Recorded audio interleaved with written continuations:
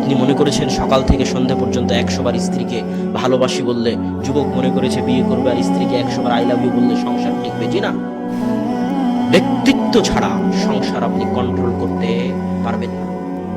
যদি ব্যক্তিত্ব দেখতে চান তাহলে আমি আপনাকে 1টা মিনিট ব্যক্তিত্ব দেখাই। আয়েশা রাদিয়াল্লাহু তাআলা আনহা বলছেন, কুন্না রাজা'না মিনাল গাজওয়াহ, আমরা একটা যুদ্ধ থেকে ফিরছিলাম মদিনাতে। সাকাতাত লি কিলাদাতুন, আমার গলার হার ছিল, গলার হার হারিয়ে গেল। এমন জায়গায় এমন সময় আমার গলার হার হারিয়ে গেল যেই জায়গায় পানিও পাওয়া যায় না, আর সালাতেরও সময় হয়ে গেছে, পানিও পাওয়া যায় না, সালাতেরও সময় হয়ে গেছে, হারও হারিয়ে গেছে, জনসমাজ মহাবিপদে। এই কথা যখন আমার আব্বা আবু বকর রাদিয়াল্লাহু তাআলা আনহুর কানে গেল, তখন আবু বকর রাদিয়াল্লাহু তাআলা আনহু আমার তাঁবুতে আসলেন, আমার কাছে আসলেন। এমত অবস্থায় রাসূল সাল্লাল্লাহু আলাইহি ওয়াসাল্লাম তার মাথা আমার উরু রানের উপর দিয়ে শুয়ে আছেন।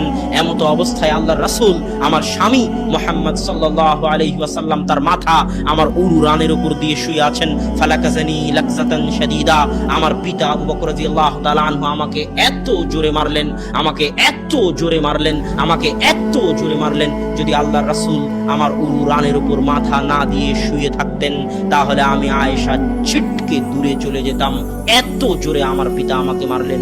সম্মানিত উপস্থিতি, এখানে আবু বকর রাদিয়াল্লাহু তাআলা আনহু হচ্ছেন আল্লাহর রাসূলের পরে, নবীদের পরে পৃথিবীর বুকে সর্বশ্রেষ্ঠ মানুষ, রাসূল সাল্লাল্লাহু আলাইহি।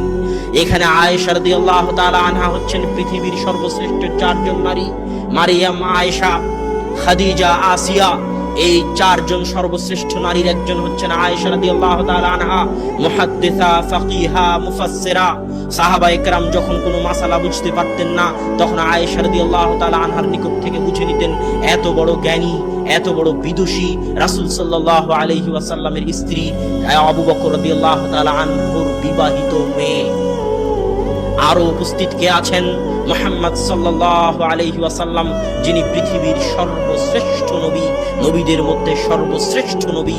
সর্বশ্রেষ্ঠ মানুষে সর্বশ্রেষ্ঠ নবীর সামনে সর্বশ্রেষ্ঠ নারীদের একজনকে মারতেছেন, পিতায় মারতেছেন, মেয়েকে মারতেছেন, বিবাহিতা মেয়েকে মারতেছেন, শ্বশুরে মারতেছেন, জামাইয়ের সামনে মারতেছেন। সে জামাই যেমন তেমন জামাই নয়, পৃথিবীর সর্বশ্রেষ্ঠ নবীদের একজনের সামনে মারতেছেন, সর্বশ্রেষ্ঠ মানুষে মারতেছেন, সর্বশ্রেষ্ঠ নারীকে মারতেছেন, বিবাহিতা নারীকে মারতেছেন, জামাইয়ের সামনে মারতেছেন। এর নাম ব্যক্তিত্ব।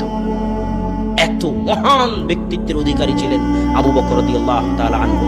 ব্যক্তিত্ব মানে হচ্ছে আপনি চললে আপনাকে দেখে 5-10টা মানুষ প্রভাবিত হবে, দেখে শিখবে। ছেলে পিতাকে